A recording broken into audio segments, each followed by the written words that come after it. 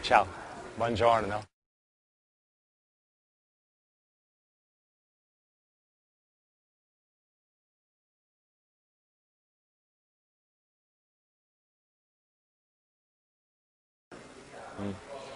Well, you know, my work is very diverse and very, very broad, so it all depends on the project. Every project has, in a way, different criteria. And every project, in a way, incorporates different, let's say, different kind of materialism. So it all depends on what I'm working on.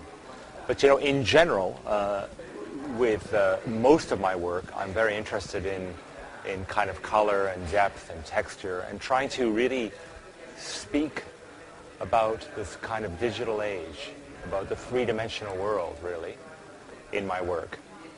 So, and I have a little bit of a theory, I tell you, that we spent the last thousands of years designing in 2-dimension to create a 3-dimensional world.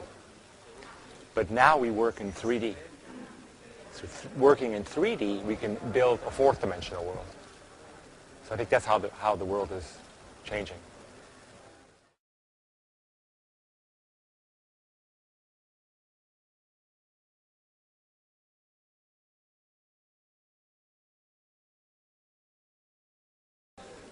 I think the whole world has influenced me.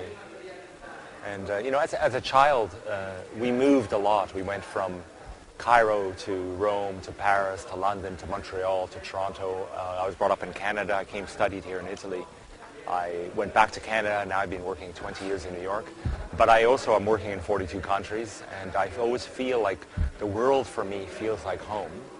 And anywhere I go, I feel comfortable, quite comfortable, and I feel that as being even more so steeped in this kind of information age and digital age, I never felt like I had any boundaries or borders, but now I think the world doesn't have any boundaries and borders, and I think many of us in the world are starting to become, in a sense, you could argue, a kind of global citizens.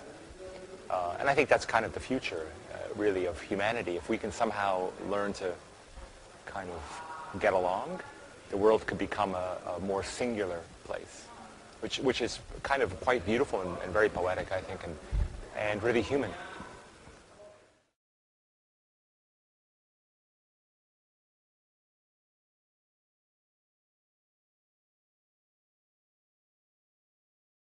Oh yeah, you know, color is an incredibly powerful tool. It's an amazing tool.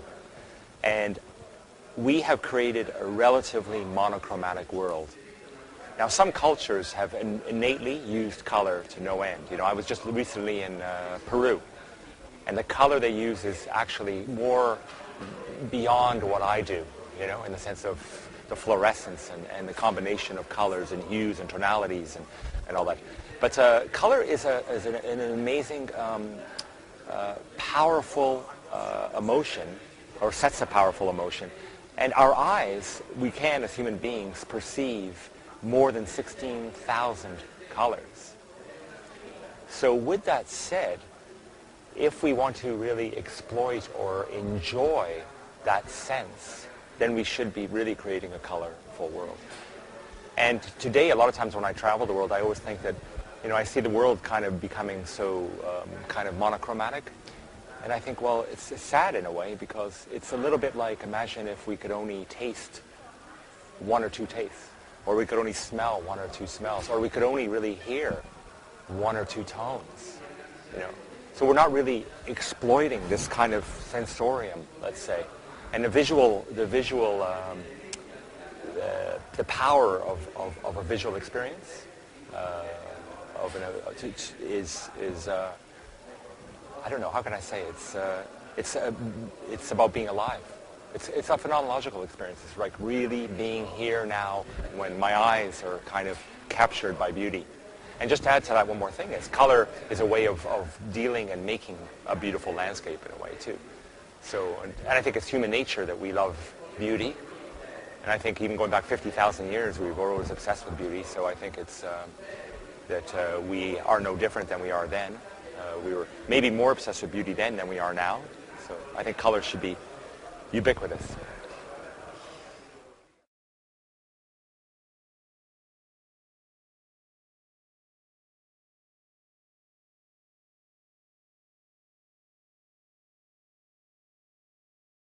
Well, you know what the answer is, right?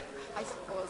You know, pink is a favorite color of mine, although, you know, there's probably, you know, 3,000-4,000 pinks. But in general, if I had to say a color, I guess I would say pink. But I love color, so I find I'm very attracted to colors that give a sense of positiveness and a sense of energy. So when I look at a color, for example, which I love, I like electric blue. It makes me, I don't know, feel very alive. Or if I like kind of more fluorescent or colors or more acid colors because they provoke me. You know, they give me a sense of being aware of you know, rethinking what I'm looking at in a way, or almost kind of giving me a different emotional sense, you know, a more positive sense. So I tend to use a lot of color that really kind of lifts us greatly.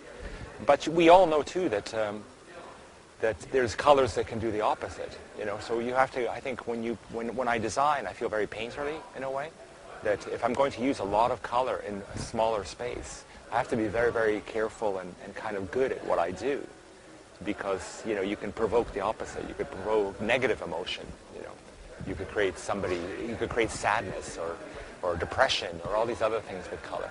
And if we look historically in the 1900s, there was a lot of books written of color theories. You know, all the way from the Bauhaus of Johannes Itten and onward, tons of color theories.